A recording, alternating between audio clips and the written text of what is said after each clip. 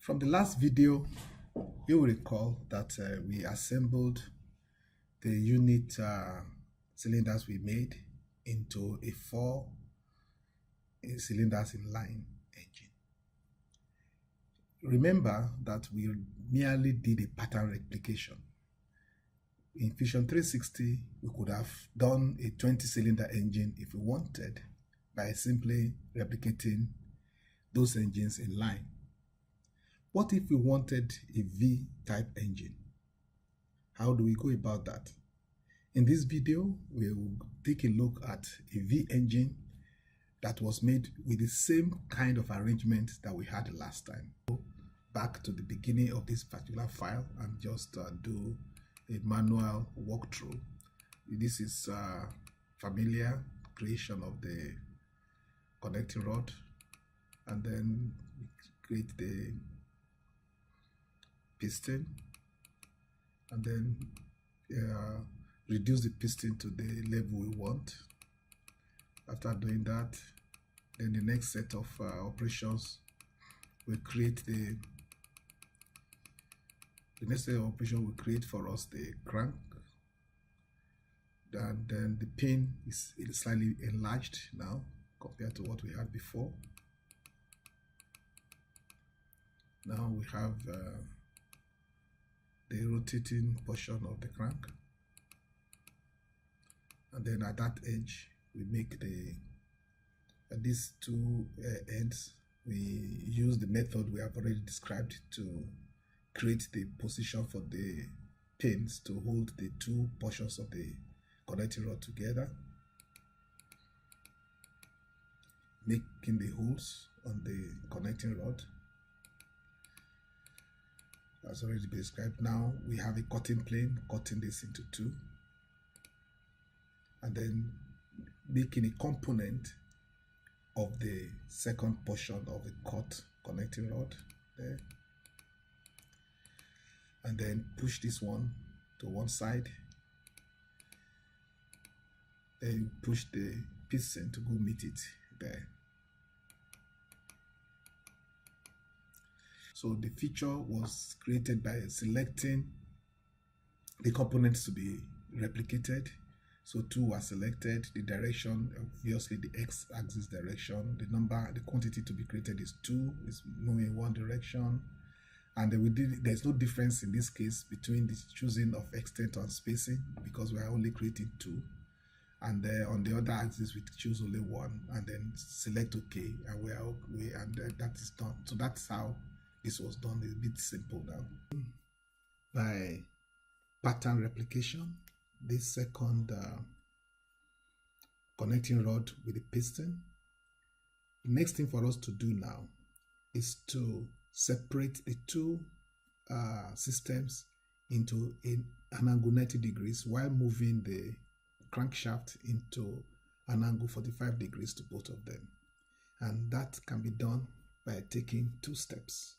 The first step is to, first of all, make sure that all the necessary connections are made. First, we make sure that the two parts of the connecting rod are connected to each other.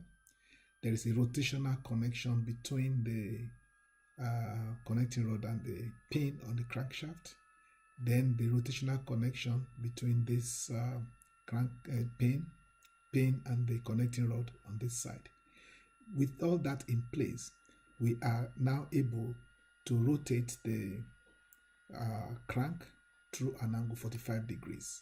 If we rotate the crank through an angle 45 degrees, we get this kind of position, and we can look at it from several angles. So everything is in place like this. We take a direct right look at it so that we can see how that looks in 2 dimensions. Now, having done that, the next thing to do is to move this system a further 45 degrees away down here. And to make sure the crank doesn't move, we might begin by taking the crank and grounding it. If we ground the crank, we'll be assured that it will not move in that motion. So we are going to do that. So we ground that crank, And then once we have pinned down the crank, we can now request that there is an extra motion in the crank is grounded here. So we want now to make an extra motion of an extra displacement of 45 degrees. So we have this two pistons that are now oriented to each other at 45 degrees. At this point, we can go back now and unground that crank so that we can now complete the fixing of the necessary joints in the other connecting rod and piston before we begin the replication process. In the next few motions, we are just applying all the necessary joints, just like we did before. We will joining the piston to its pin, the pin to the connecting rod to the crank shaft, and then the upper part of the connecting rod to the lower part of the connecting rod, and all the connections that we have, just like we made them previously. Look at the profile that was used to create that. So we take a profile. This profile was taken on top of the piston. So on top of the piston, we just do a 2-point rectangle to the extent that we need, and then we are just going to extrude that both ways as far as we like. So and that's how that is created. Very pretty straightforward and simple.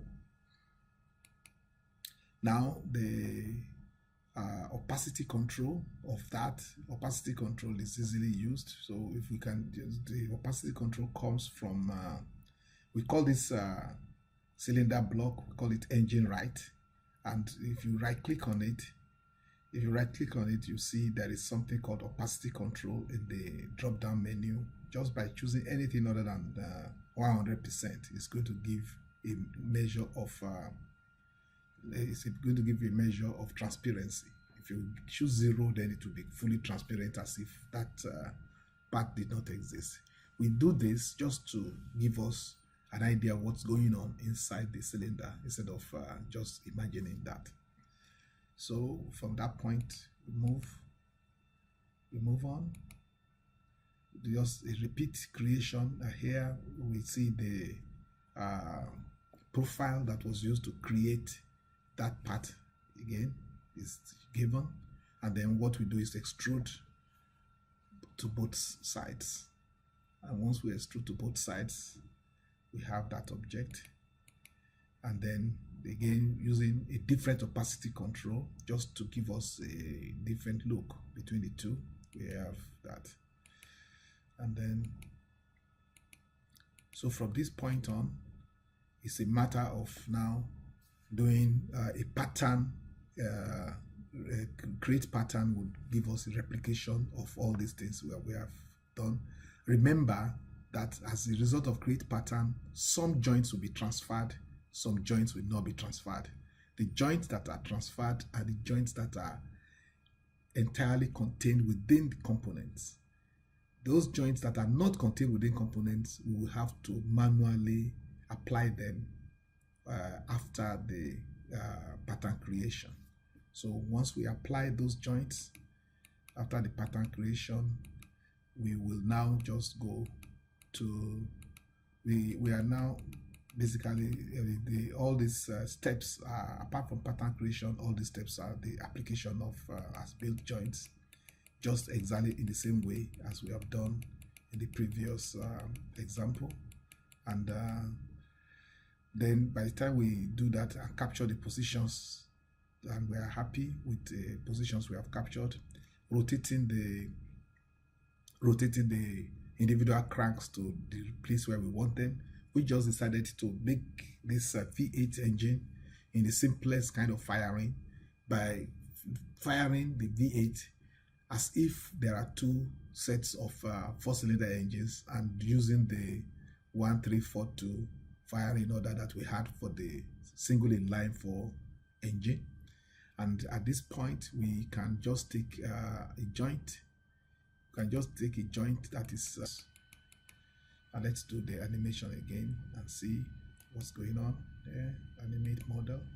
Okay, by this time now, the entire model is animated, and we can just push this away and see the V8, and then just we can take several looks at it. We can look at it on the right, we can look at it from one front, we can look at it, we can take it, move it to the center so that we can look at it from the top and see how it looks like from the top.